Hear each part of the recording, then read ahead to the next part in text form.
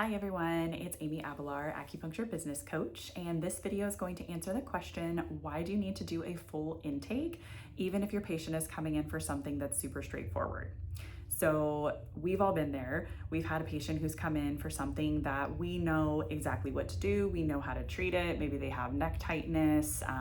Maybe they have Bell's palsy is a really simple example. And we know that there are specific points that we're going to do. There's a specific protocol. And yes, there might be some supporting points that we can do. Usually if we glance over the health form, we can get that information pretty quickly and be able to know what additional points we're going to add into this treatment. But the overall treatment is going to be pretty straightforward, right? So when that happens, when we have these kinds of patients, it's really frequent that we can just feel easy for us to just say, you know what, I know what the protocol is. I only need a few minutes with this patient, and then I'm just gonna jump right into the treatment. You can be harming yourself in a few ways by doing this, and your patients as well. Number one, your patient had an idea of how long their appointment was going to be when they booked that consultation with you. And if normally you have allotted 30 minutes, let's say, to do your initial intake, if you do your intake in 5 minutes, then that's going to leave a bad taste in that client's mouth. Now, you and I both know that there's value in the treatment and that a shorter or a longer intake doesn't necessarily increase the quality of the actual acupuncture treatment if you know exactly what point you're supposed to be doing. Now, the problem with that is patient's perspective is going to be, a lot of the time is going to be time spent equals value.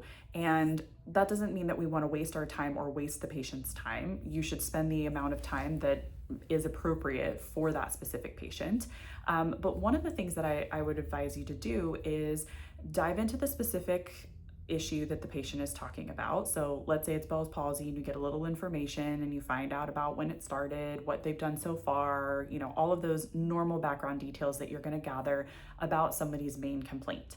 Once you have that information, I would recommend telling that patient, you know what, since you're here, and I know Bell's palsy as an example is your primary concern, we're definitely going to address that today. We will have our focus be treating your Bell's palsy today, but I want to run through the rest of your health form real quick just to see if there's anything else that jumps out at me that we might be able to help with.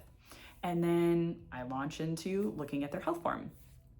As I'm going through their health form, I just kind of cover a few things. Some of the time, people haven't filled their health form out completely because they're thinking, what is my sleep?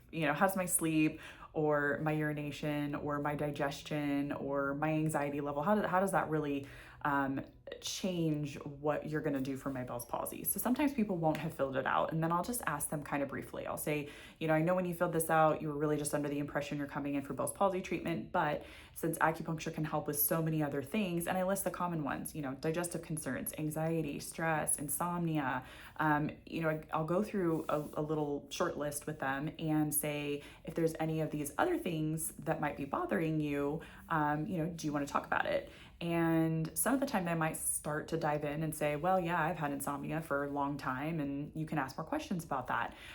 Sometimes they may say, no, I don't really have anything that I want to work on right now. And if they say that, I usually just respond with, no problem, we'll focus on your Bell's palsy today, on treatment for the Bell's palsy today. And then in the future, if you do have any issues with anything else, acupuncture can do amazing things for a variety of ailments. So just let me know if you feel like you need acupuncture in the future. For the other patients who will dive in and they'll say, well, yeah, I have horrible menstrual cycles. And, menstrual cycles is a common one that I see where patients have no idea what you can help them with often, right? Most patients don't know.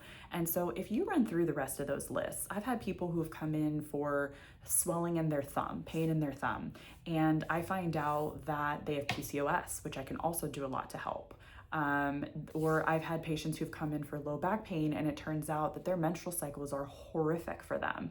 And then we've worked on that as well. So let's use that as an example. Let's say this patient has low back pain and they also have horrible menstrual cycles. What I'm going to do is I'll say, I know that right now your low back pain is your number one priority. That's what you came in for today. We definitely want to get you feeling better. I think if you're interested, after we've done a few sessions on your low back, your back is feeling much better, I would love to dive in and help you with your menstrual cycles if that's something that you're interested in.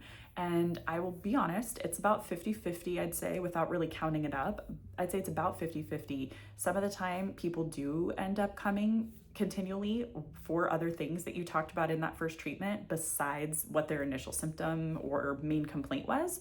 And about 50% of the time, that's it. They want their low back fixed. That's what they're here for. And they don't come back for anything else. And that's fine, right? You at least offered that information. So, again, if you go through that whole intake, even if you just do it briefly and you just kind of glance over some things and you let that patient know what else you could help them with, not only are you hopefully educating that patient in how you can better help them, but now you're also educating that patient in who else you might be able to help that they might know.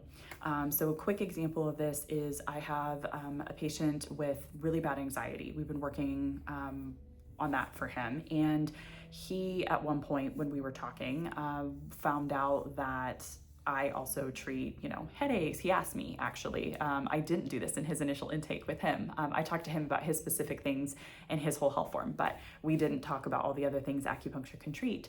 And so quite a few sessions in, he's like, yeah, I've been really amazed at how well this has helped. What other kinds of things do you treat? And I started listing off some things, and he's like, oh, I had no idea that you could help with migraines. My wife has horrible, horrible migraines.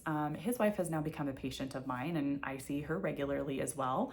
And again, for her, we started with her migraines, and then we ended up shifting into working on other things that she also didn't know was acupuncture would be able to help with, right? So again, I really feel like giving your patient the most benefit that you can out of that initial treatment. You have that time allotted for their intake for that patient.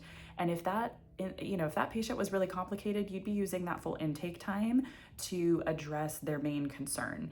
But if that patient is not a complicated patient for their main primary complaint, you can still use that consultation time to talk to them about the rest of what's going on in their body, or some of these other things that acupuncture can treat. Or some of the time I find myself giving people stretches to do for their sciatic symptoms, or mindset tactics for anxiety. So again, that consultation time is built into your schedule. Utilize it with good intentions for your patients. And then also, again, you're just spreading more awareness about education for the public of what acupuncture can do, and that helps all of us. So if you like this video and you like these answers, you want to comment and like and subscribe to the channel. And then if you're interested in other content, we have plenty of other videos, and then I also teach coaching classes.